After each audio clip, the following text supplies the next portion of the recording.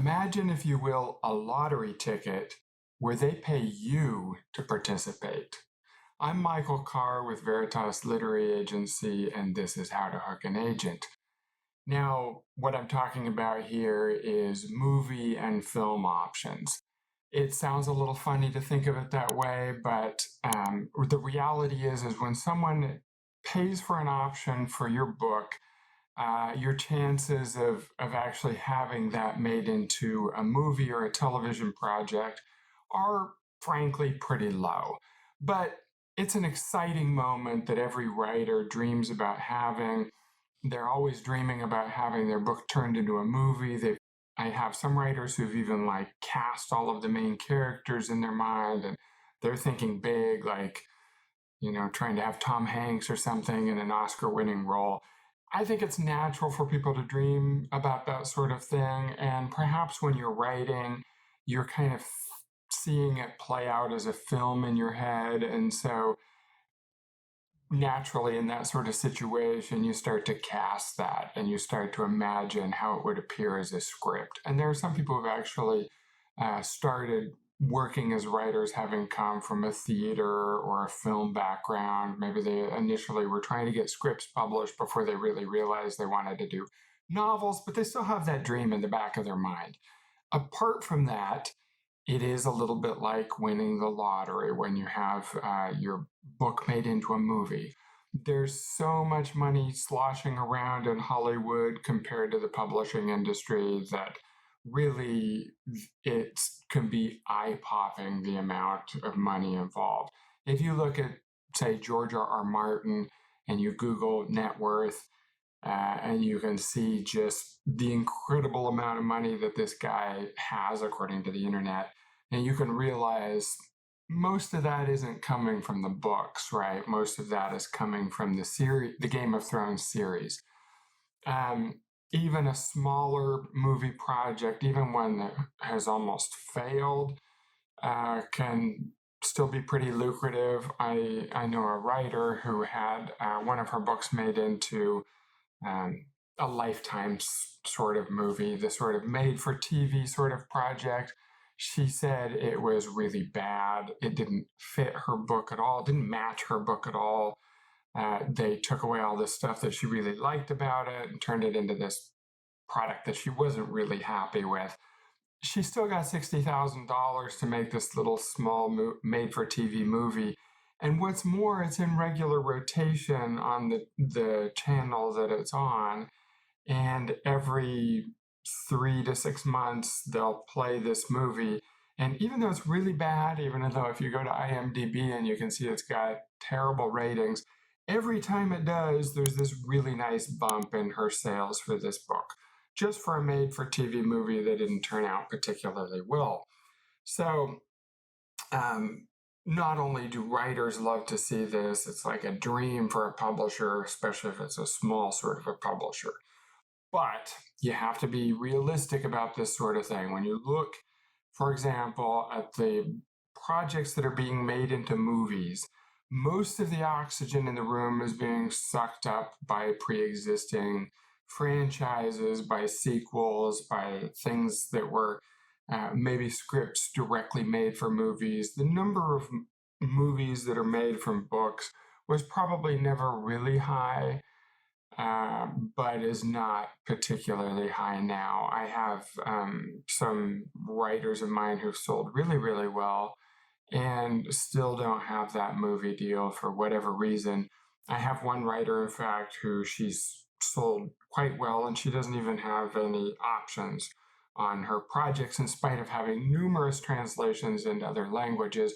For whatever reason, nobody has laid down the money with the idea of making this into a movie, even though we have constant bites and attention. And when I send it out to film agents, they take a look at it, and I always get really good feedback, but we haven't actually placed that. I do, however, have a number of film options out there. One of these film options was even for a book that I have written on my own. It was not one of my best-selling books. I thought sales were kind of disappointing, but apparently someone thought that it was cinematic, and I think I got $2,000 or $3,000 for it. That can be a fairly standard amount of money if you're not someone who's really well known. And I don't want to get into specifics, but I've done 3 different movie options over the last few months. And without mentioning the projects they are, one was a renewal of something that's been renewed a couple of times. And the person involved, who works with a small pre-production company, still thinks they have some interest in it and are willing to lay down some money. And it's not a bad sum of money. It's a few $1,000s. And given that it's being renewed through, and we're not, the only real effort I'm putting in is just pinging the people on when the option is expiring, and they're re-upping. There are 2 others that are more in the range of like $1,000, and one of them is for some short stories that I didn't represent or didn't publish, but it's an author of mine who has some book length works, and so someone had read in this collection of short stories some things that he thought might be adapted for a smaller, shorter film project. According to the Screen Actors Guild, you have certain tiers of budgets and that sort of thing, and this is a very low budget project, which is still a fair bit of money to come up with, but this is film we're talking about. So that wasn't a huge amount of money. I'm doing it mainly for the sake of supporting a writer that I represent.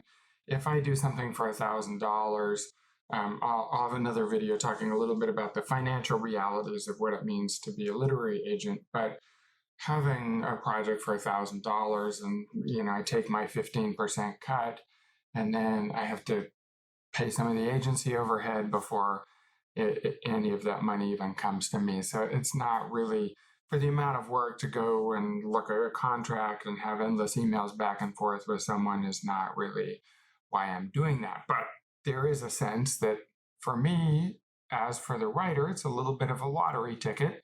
So if someone pays you $2,000, maybe there's only like a 1 in 100 chance that they are going to actually make that into a movie, or even progress to the next level where they come up with a script and they get a little bit more serious production money. Usually a contract has some ability to up the payment amount for the writer at that stage. And they can also help to garner interest in other things. So one of the projects that has a film option that I've just done, we're currently negotiating audio rights and a new contract with a publisher. And it's really nice to have this sort of thing just to indicate a little bit more interest, especially in this writer's case. She's still fairly early in her career, and this is showing that she's some of her potential to move forward. So looking at it from the point of view of the writer, of course, this is one of those things. Everybody has this idea that they want their book to be optioned. And among other things, you want your book to have its audio rights placed. That used to be where probably only the bestsellers had that sort of thing. It's really, really common right now.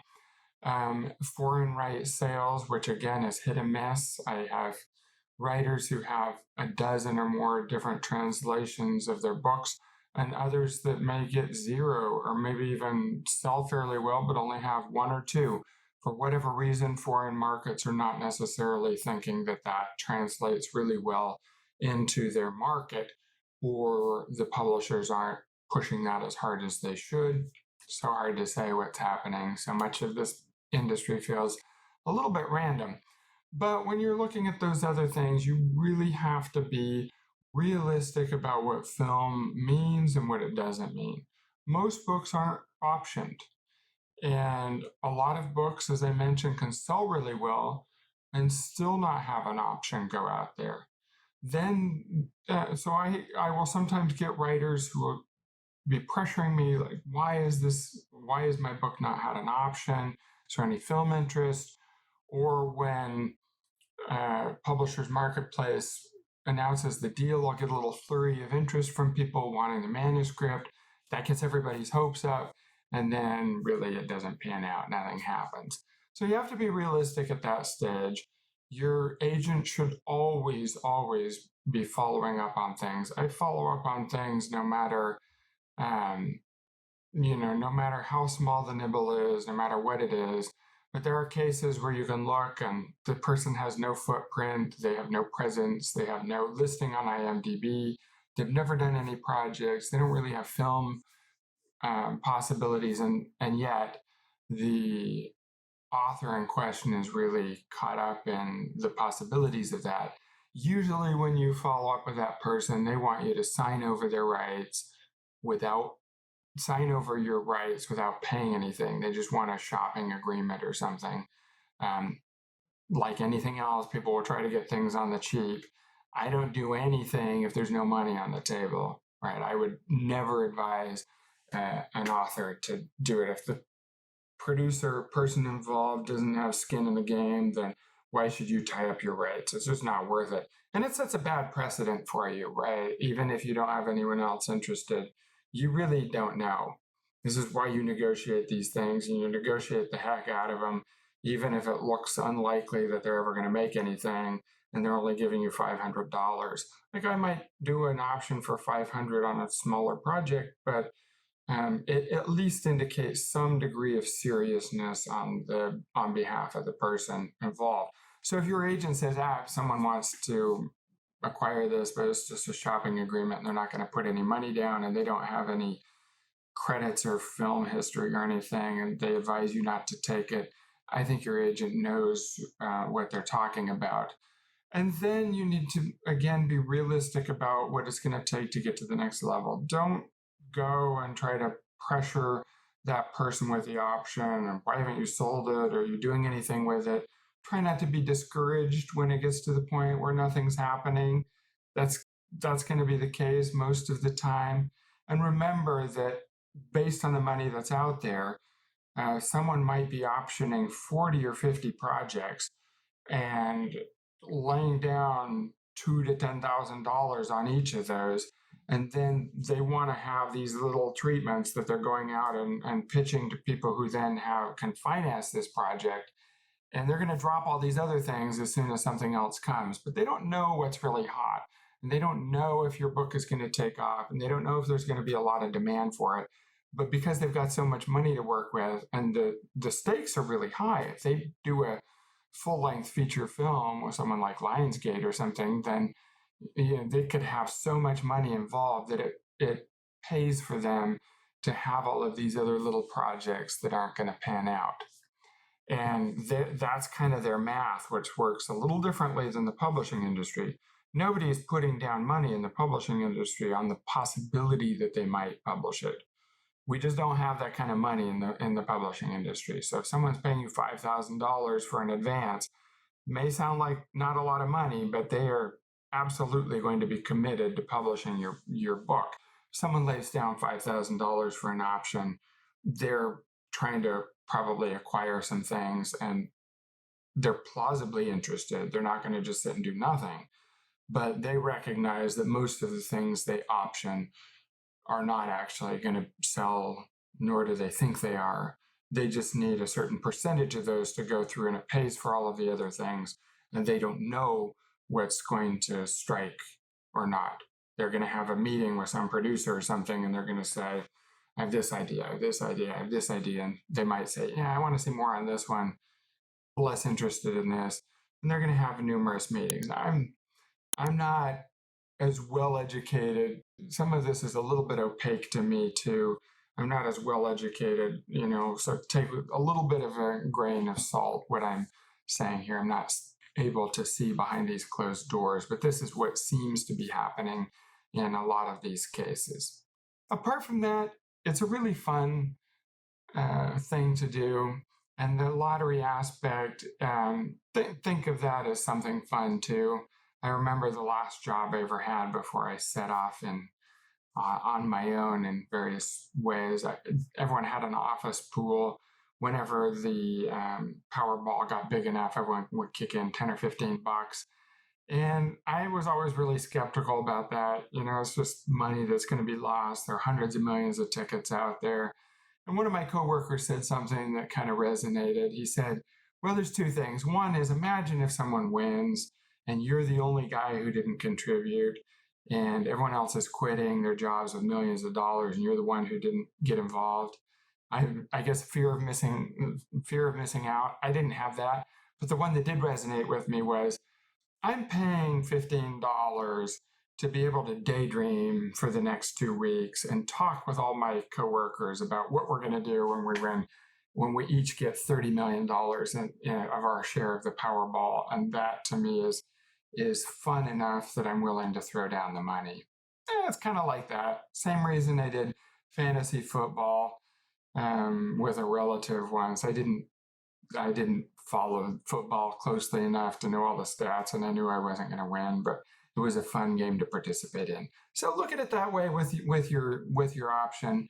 Anything else that happens after the cash your check, pay some bills, and daydream for the next year or however long the option period happens is gonna be just fantastic if it goes to the next level. Fantastic for your writing career, fantastic for you financially. Doors will open all over the place, and you can dream about that. Until it happens, just kind of try to enjoy the ride.